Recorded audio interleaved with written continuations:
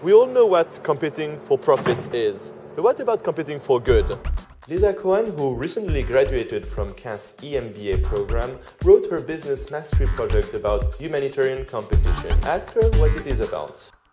Well, we're familiar with political competition and economic competition, and these types of competition tend to have a win-lose element, whereas humanitarian competition is really about competing for good. So it's kind of looking at a win-win aspect of competition. Do you actually mean that by competing for good, a company can make more profits? Well, I think in today's society, reputation has a huge impact on business. So what I explored through humanitarian competition was the idea of companies continuing to make profit, but also contributing to society. And in particular, I found that environmental aspects of contribution were really quite powerful ways that companies could compete. Even for a company on the stock market? Definitely, and even more so for a public firm, because a public firm is under the scrutiny of the public, and consumers, investors and citizens are looking for businesses to play their role in society, and businesses almost have to validate their licence to operate.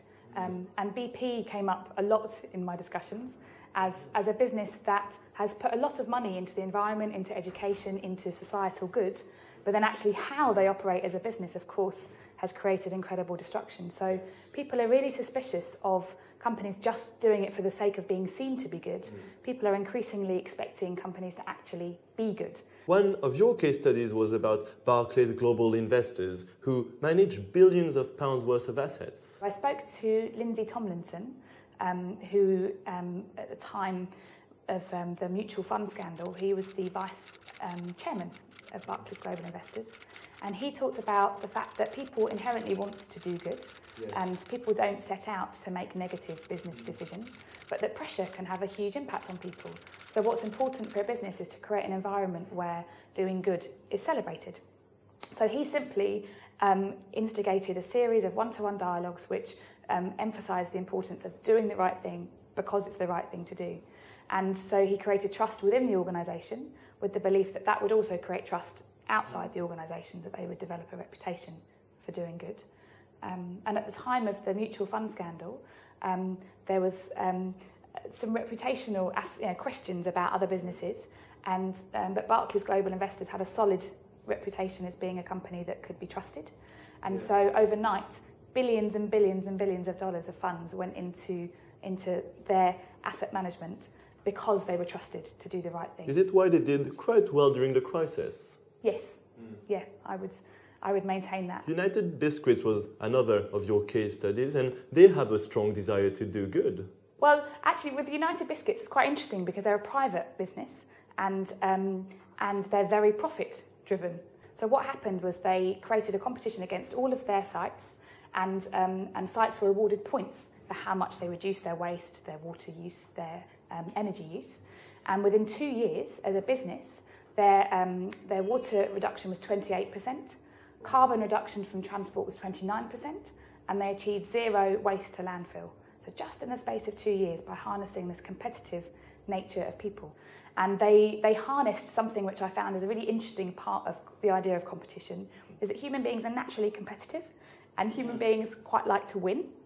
And so if you can create a competition which is ultimately about competing for good, so competing to reduce environmental damage in this case, then actually you can have really quite dramatic effects. The company where we are in at the moment has about 20 employees. How could they implement humanitarian competition? I think I can probably give you two examples. One example I found quite common was the example of having charity champions in place in an office. So that's something that, all of these initiatives, what's powerful about them is that they're done on a voluntary basis. They're done because it's something that people want to do and enjoy doing. People like to feel good about making contributions for good for society.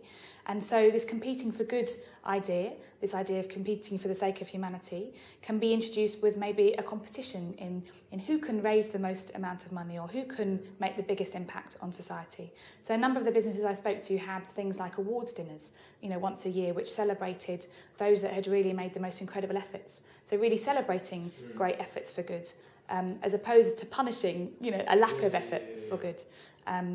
And another aspect, you know, I think the clearest, most tangible way any business at the moment can harness the power of humanitarian competition is in climate change related initiatives. So any company, you know, there's the 10-10 initiative of reducing energy by 10%. So any office can set targets of how much it's going to reduce its energy use, its wastage, its water use, and I think that every company that makes these initiatives, you know, if every company makes that initiative, that will make a huge difference. Lisa Cowan, thank you very much.